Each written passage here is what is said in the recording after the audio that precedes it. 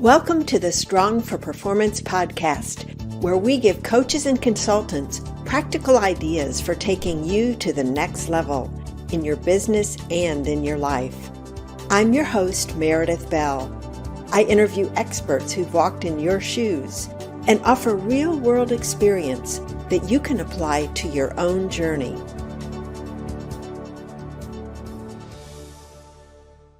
Welcome to another episode of the Strong for Performance podcast. I'm your host, Meredith Bell, and today I'm delighted to have as my guest, David Shriner-Cahn. David, welcome to my show. Thanks so much, Meredith. Thank you for having me on. Well, I'm really looking forward to our conversation, David. And before we jump into the questions I've got, I'd like to more formally introduce you to my audience. David, after 28 years as a highly skilled employee, he was told that his job was over. And in spite of the immediate trauma and fear, he knew that as his next step, he'd rather work for himself and have more control over his destiny. That happened to me too, David. In David's case, the year was 2006. And today, he is a thriving entrepreneur, podcaster, and speaker. He's busy guiding highly skilled professionals who are recovering from a late career job loss and who yearn to impact the world with their knowledge and creativity by becoming successful entrepreneurs. David is the host of two popular podcasts for consultants, coaches, and entrepreneurs. One is Smashing the Plateau, where I've been a guest two different times, and the other one is Going Solo. Both of them have as a focus building a successful business. So, David, we're going to get into your podcasts in a little bit just to understand more about why you started them and how that sort of parallels the work someone might do in starting their own consulting practice. But first, tell us a little bit about your journey from your job in the corporate world to the work that you're doing today. Well, the reality is that I did make a significant shift in 2006 when I went from being an employee to being an entrepreneur. Like many folks that have spent a long time in the working world as an employee, I had developed a deep set of skills in a particular discipline. In my case, it was primarily finance and operations of nonprofits.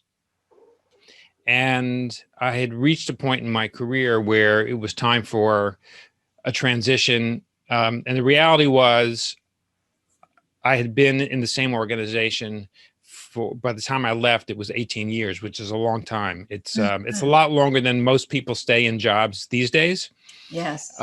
And there were indications that my job might end as far back as a year before it did end.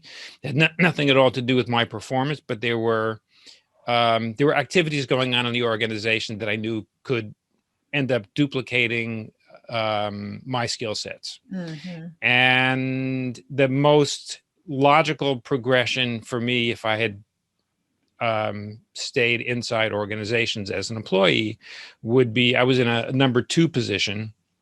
I was a vice president level. So the most logical step in the nonprofit world would have been for me to become a CEO or executive director of another organization. And I had thought about this quite a bit over the course of the last year to year and a half that I had been in my job. And I really wanted to have more control over my destiny and chose the entrepreneurial path and became a consultant, which is a pretty common transition. And the other thing about it was this was not the first time that I had that my job ended for not for performance issues. Very early in my career, I started off as an engineer, and I was working for a mid-size engineering consulting firm, and the company had lost a lot of business and ended up having to lay off about half the staff. And the first time that was the first time that it happened to me. And at that point, I should have been paying attention to the signs, but I was young and was not so savvy about these things, and was quite blindsided by it. And it took me a good bit of time to sort of figure out what I wanted to do next and how to do it. And the reason that I went into the not-for-profit sector was I wanted to be in a different environment, not the sort of traditional corporate environment, which was a very satisfying career for a long time.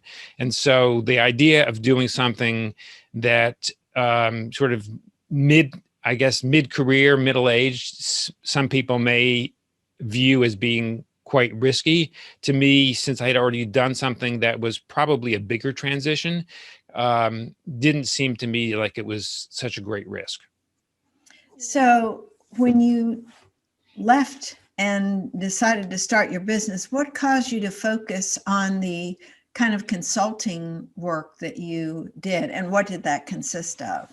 Right. So initially, I hung out a shingle as a nonprofit management consultant, because that was my world, that was my my skill set, and I started getting work pretty early on that fit that profile. And as with most entrepreneurs, the business that came along, in some cases it was proactive that I was seeking it. In other cases, the business found me. So the kind of clients that I had started to shift, and the business evolved. And I, in particular, started picking up some small business clients, which was something that was not on my radar screen initially. But I realized that the skill sets that I had were really applicable to any organization.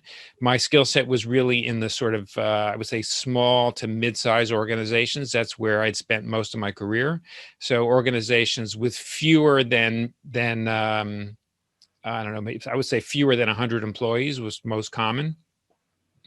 And there are lots of businesses in America that fit that profile. And I started through networking and other marketing means coming in contact with owners of these kinds of businesses, and they needed help and they wanted help. So business started to shift and evolve.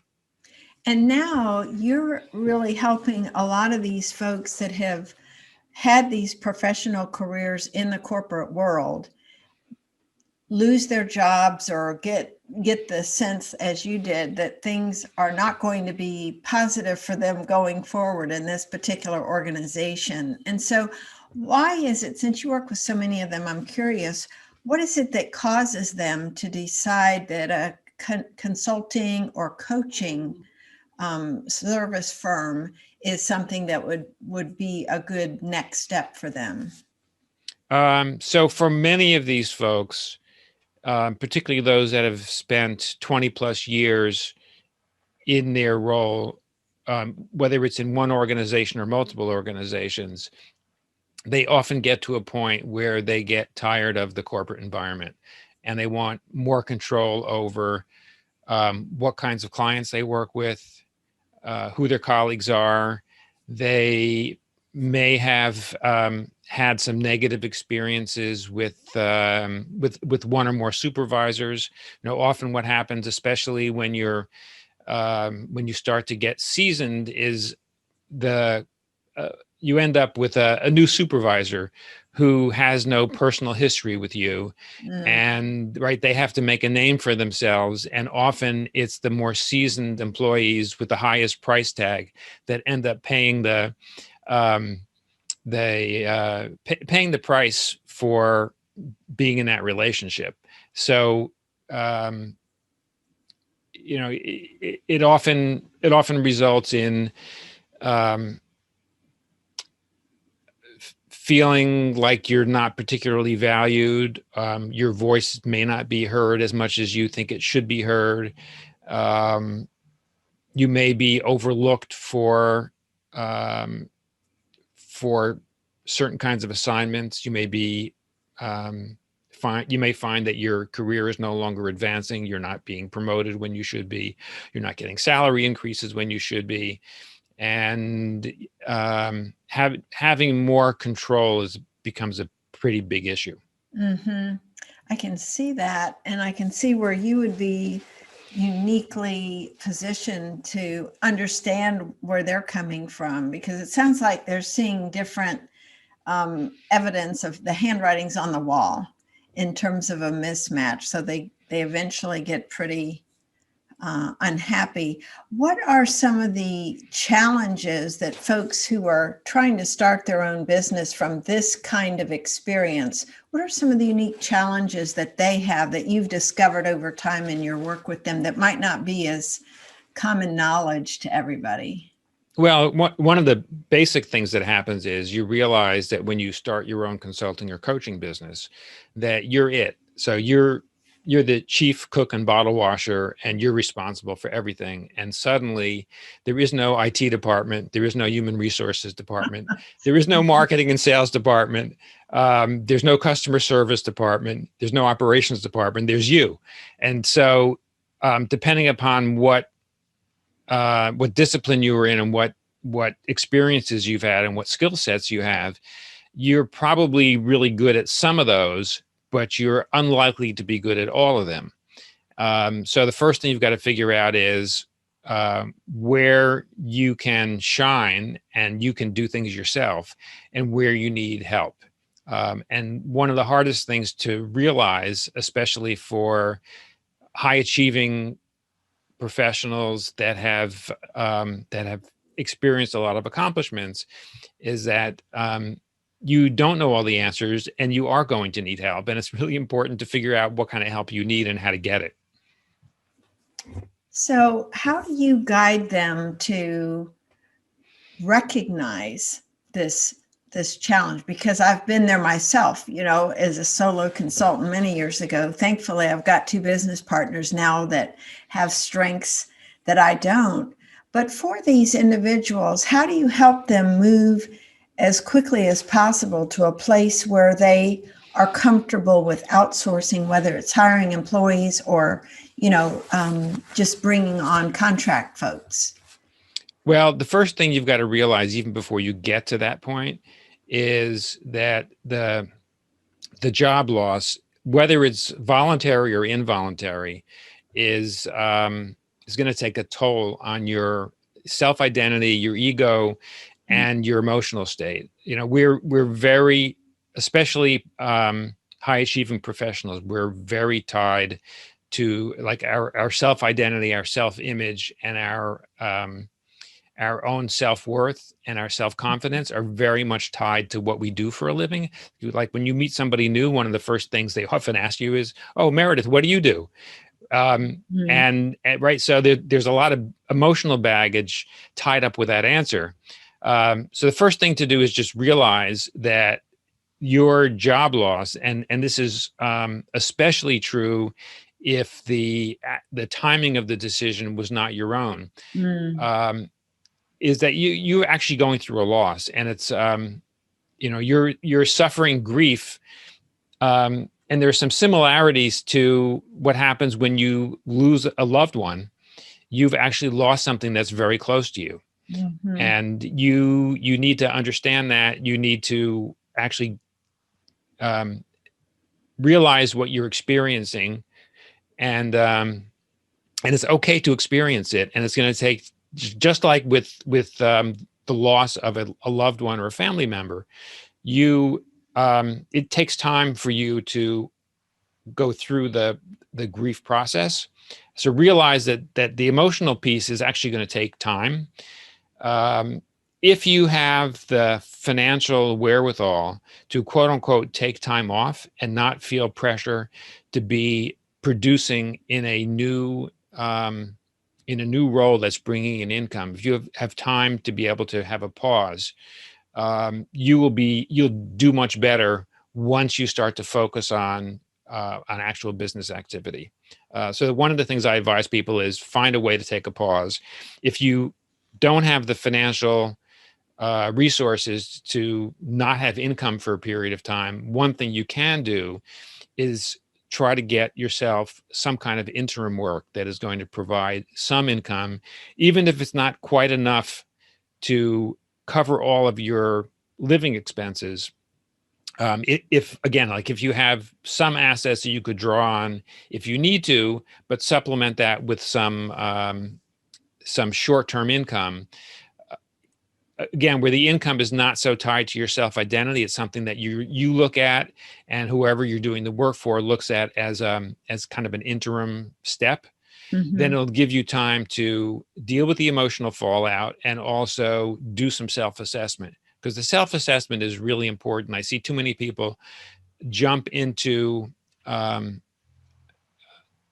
to get clients and before they're ready to, and what ends up happening is they end up wasting a lot of time, because what you need to do is, once you have that pause and you've done the self-reflection, there are a few things you really need to understand about yourself and about the marketplace. The first piece is the self-reflection, which is, what is it you really love to do, and what are you most competent at doing? Then when it comes to the marketplace, who do you feel most compelled to serve and why? And what kinds of problems do you think they have that you can solve? And then you need to do a little bit of market research. And you're making an assumption that there's a certain target population that has a particular problem and where you can help them. You have to actually confirm that by talking to people in your target audience. And this is a step that many people skip, and it's one of the most important steps. So you've got to find those people, talk to them, find out if they feel that they have the problem that you think they have, and if they also feel compelled to try to solve it and to get help to solve it, and do they have the resources and the willingness to pay for the help to solve it. So if you can answer all those questions, and it's not going to be an overnight thing, it's going to take you time to do all that. If you can answer all those questions about yourself and about the marketplace, then you can start to synthesize it, put the pieces together, and you'll be in a much better position to make an offer to somebody in your target audience to try to solve their problem. I love that. That's really a gold mine that you've just shared there. Because I was going to ask you, what do you recommend somebody do during this pause? And you just laid it out beautifully. I like that you combine both the self-reflection part, the questions you asked there, along with looking at what's viable about my idea that I think I already know, but that asking others really is so critical. And I think one of the other things, David, do you encourage folks to think about who's in their existing network that they might reach out to, either to ask these questions or to get help in one form or another? The network is really critical, so I'm glad you brought that up, Meredith. Network is really critical for a few reasons. One is, with the self-reflection, there's some work you need to do by yourself, because you've got to be able to come up with those answers on your own first. But you also should try to get confirmation from people that know you. Ask people if they, how much they agree with your assessment. And that will help you understand where your greatest value is, and help you understand where you can start to create your value proposition. Because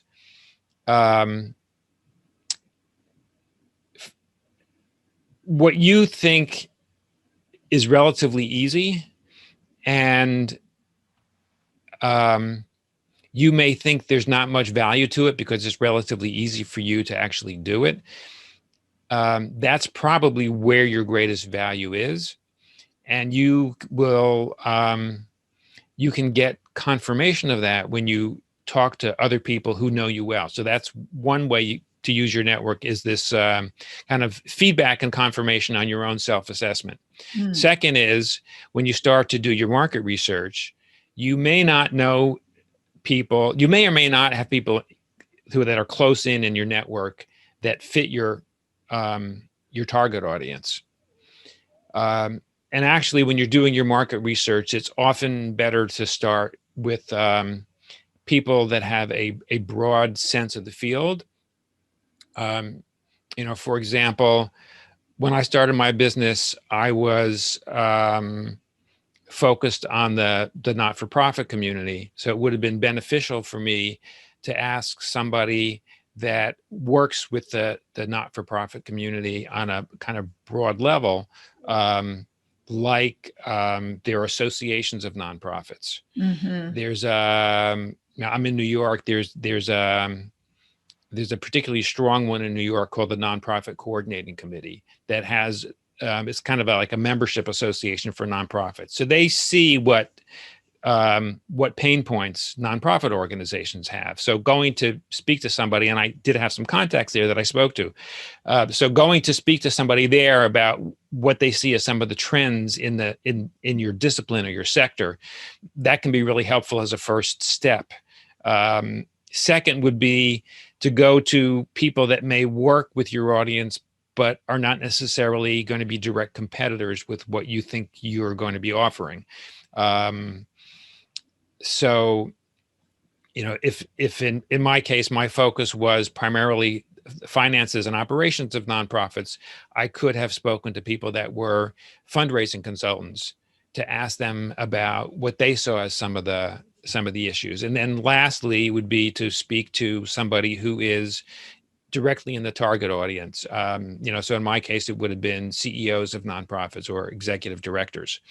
But I may not know those people initially. And when you're doing the market research, every time you meet with somebody who's willing to speak to you and give you some information about the market, one of the questions you should ask is, who else do you know that I should speak to?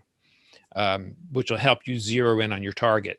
Mm-hmm. And as you're doing that, you will find that you are not only able to get a better sense and get confirmation of the pain points where people are willing to get help and willing to pay for the help, you will start to get some leads that way of people who might actually become clients.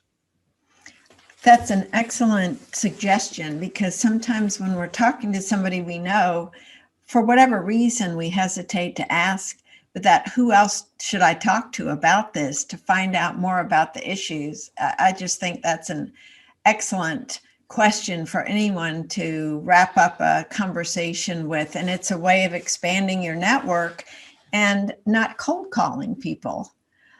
But, sometimes it doesn't occur to folks to ask these questions. I'm just so glad you're bringing them up. But it also makes me think of another question I wanted to ask you about is, what are some of the beliefs that folks have when they are making this shift from corporate to entrepreneur, consultant?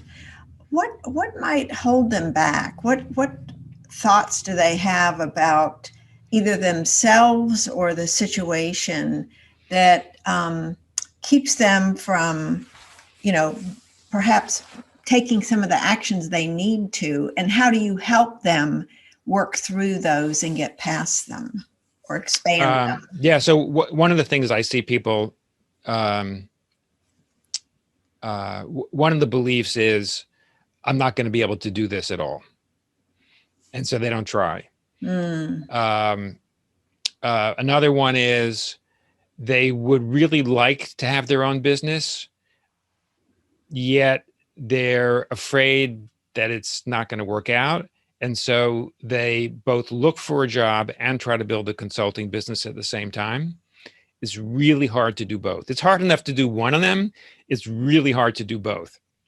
And so I've seen people that have tried to do both, and as a result have not succeeded at either, which is not only really frustrating, but that is going to, if you're dependent upon having the revenue from either W-2 income or 1099 income, then if you're not succeeding at either, it's going to be financially quite painful. But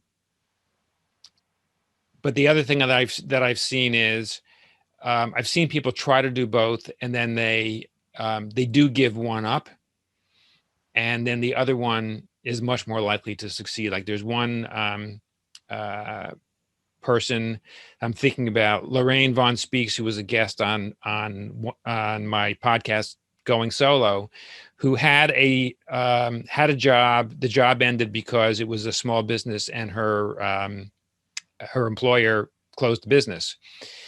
And so she was out of a job at age 60 and was trying to figure out what to do, and was both looking for a job and then trying to pick up clients on the side. She realized after a few months that she was starting to pick up clients, and decided to give up looking for a job. And she went all in on trying to get clients. Not only that, but she also was pretty clear about her niche and her skill set, like all the things that I mentioned. And she actually ended up, because she was so focused on the entrepreneurship piece, she ended up making more money within a year than she was making in her job, which is quite remarkable. Another thing to realize is, if you are going from job to job, if your primary source of income is your job, when your job ends, your income goes from 100% to not maybe zero, because you may have unemployment or other sources of income, but it's not going to be like it was from your employer. So your income really plummets. But if you get another job, the day you start your new job, your income goes right back up to 100%. If you're becoming a consultant or a coach, it is going to take you time to build your income. So make no mistake about that. And one of the questions I've asked lots of consultants and coaches that have gone through this transition, the answer I hear from most people is about 2 years until they feel like their business has some sustainability. So be prepared to have to eat a lot of hamburger for a number of months. It's scale back on your living expenses for a while, unless you have a nest egg that you're prepared to use to maintain your lifestyle. So yeah, building up a consulting or coaching business is not quick. There are some people that can do it fairly quickly, but I would say, from my experience, that's the exception rather than the rule. Be prepared for it to take 2 years plus. On the flip side, particularly for folks that are age 50 plus, your income from a job is not likely to increase substantially. Your income from a business can increase substantially if you put all the pieces together. The possibilities for financial reward are actually much greater as an entrepreneur.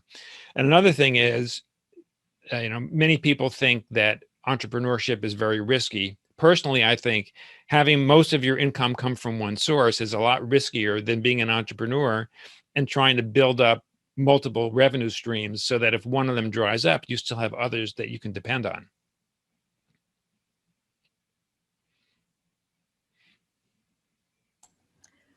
Those are all great points, David. And as I was thinking about your guest who had such wonderful experience after she went all in, I really think my listeners want to know, what was it she did that, is a reflection of her going all in? What are some of the action steps she took or decisions she made that made it possible for her to have such accelerated growth?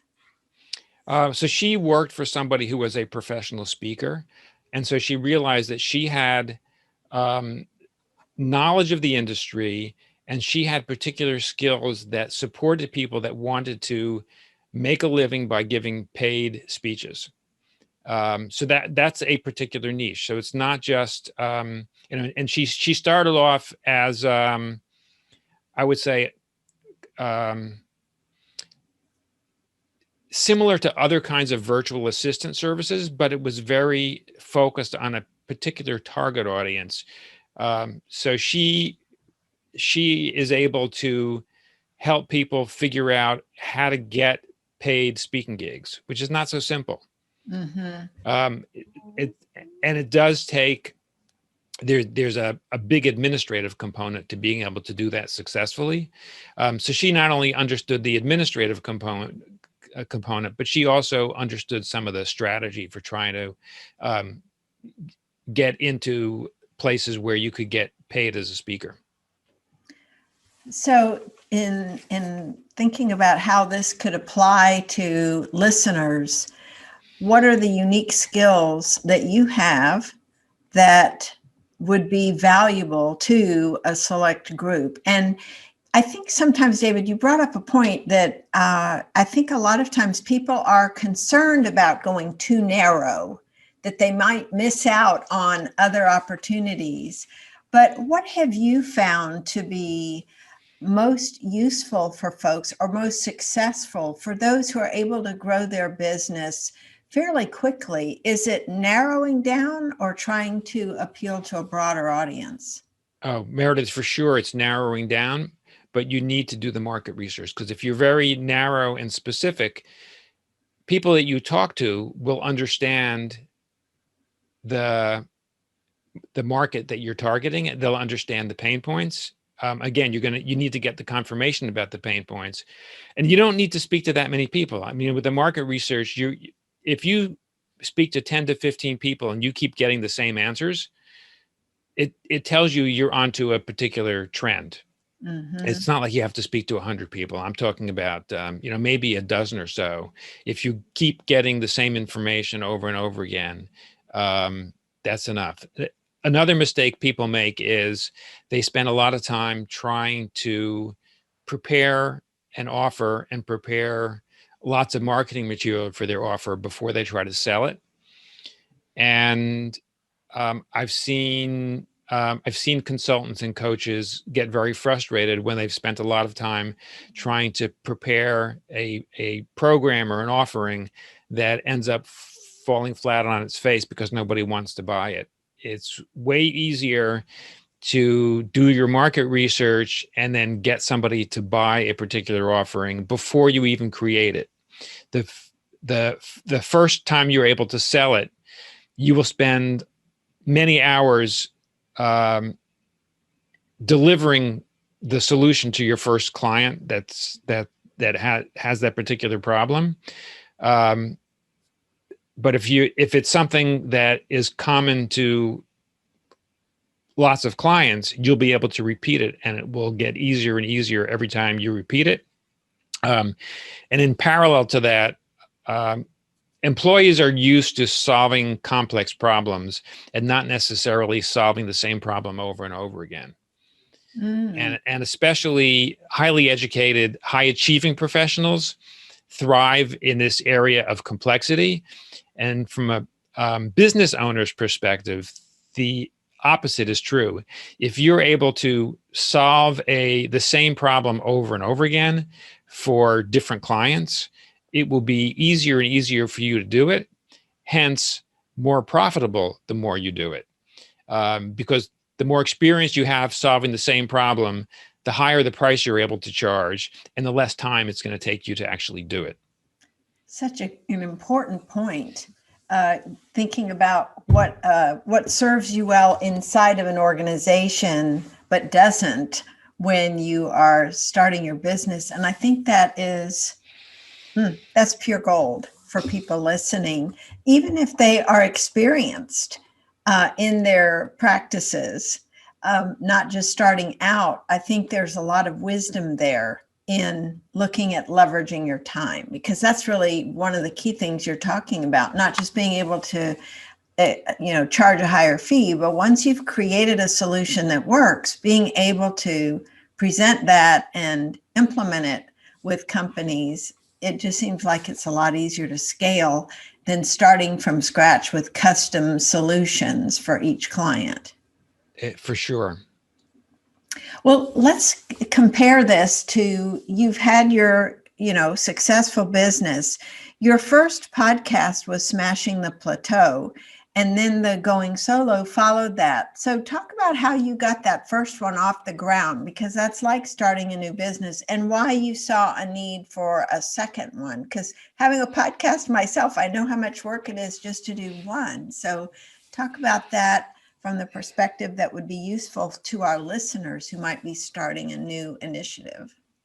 Well, for each one was actually a pivot on something that I was already doing. So the first podcast was a pivot on a text-based blog that we had been producing for about 2 years. And one of the outcomes of the blog that I wasn't aware of when I started doing it, initially I wanted to just create content because I was looking around at other consultants to see what were other people doing that I wasn't doing so I could try to improve my business. And I saw others were creating content. And this was about, it was probably like 8-9 years ago. So many people in those days had blogs. And so we started a blog. And from I'm a planner. So I spent a fair amount of time planning what the content should be and how it should work. I did get some help to get it started. And as part of the getting help part, we needed to create a schedule of what we were going to produce. And I didn't realize how important that was. So we were initially producing 2 posts a week right from the beginning. And I'm looking back on it and looking at what other people were producing in blogs, I could see many people would post once and then not again for a few weeks, or they might post 3 weeks in a row and then not again for 3 months. So we were producing consistent content from the beginning.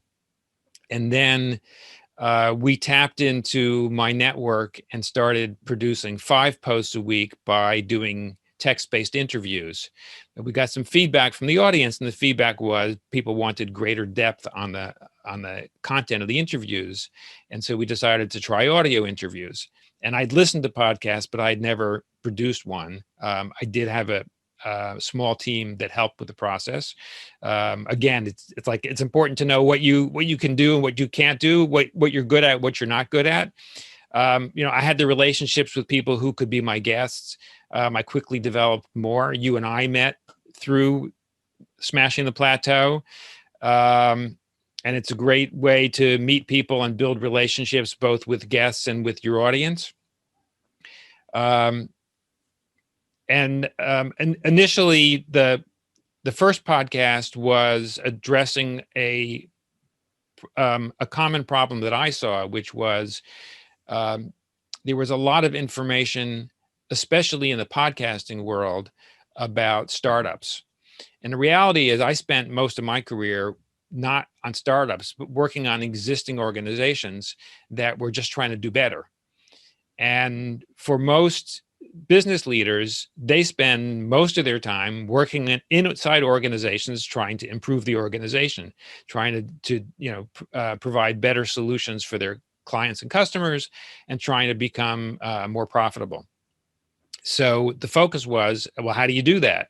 And hence the name Smashing the Plateau. We all, as we're generating success, we all hit these roadblocks, and especially the unexpected ones are the hardest to overcome. So we addressed all these roadblocks that entrepreneurs face when they're running their businesses. So it was a heavy emphasis on implementation. And after producing the podcast for several years, I realized that many of the folks that were in our audience were like me, consultants and coaches that worked with various size organizations, from very tiny ones to Fortune 500 companies. They all had very similar challenges in their own businesses. And many of them, like you and like me, had a corporate career first, and then they went into consulting or coaching. And so I did a little bit of market research on the transition from employment to entrepreneurship.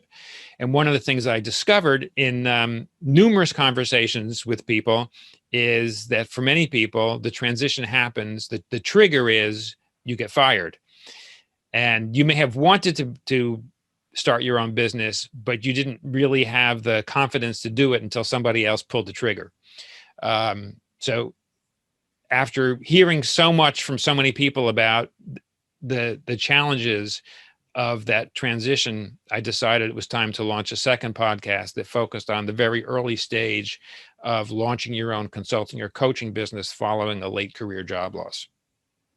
That's great, because I think that with my listeners, they may have an interest in one or both of your podcasts. So in wrapping up, because you've shared such great information, David, I know that some of my listeners would like to expand their podcast selections to include yours. So talk about how people can connect with you, subscribe to your podcasts, and learn more about the services you offer.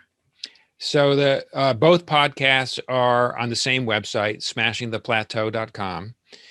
And each podcast has one episode per week. So we've been doing this now for, it's close to 7 years. So there's literally hundreds of episodes, pretty much any topic that you can think of for running a consulting or coaching business. Smashing the Plateau is focused on established consulting and coaching businesses, and Going Solo is for early stage businesses and making that transition from corporate to your own business. Great. Thank you. And are you on social media?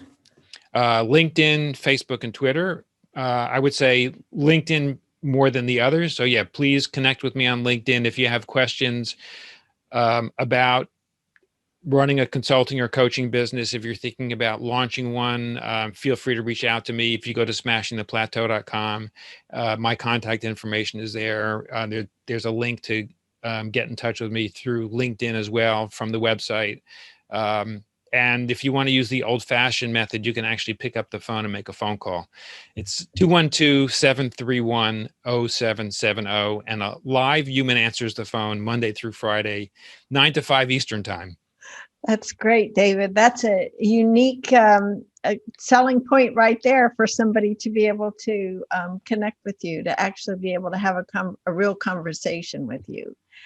David, thank you so much for being with me today. You've shared some really valuable nuggets that I know my listeners will appreciate. And I just want to also thank you for the great work you're doing in the world with your 2 podcasts, and then the work that you do with your individual clients to help them make breakthroughs and build successful businesses. Thank you, Meredith. It's an honor to be on your show. And thank you for all the great work you've been doing for so many years. Thanks for tuning in to the Strong for Performance podcast. Now head over to growstrongleaders.com/free and grab our ebook, Listen Like a Pro. You'll find out how to connect on a deeper level with the people who matter to you. And while you're there, check out our 2 books, Connect with Your Team and Peer Coaching Made Simple. Until next time, I'm Meredith Bell.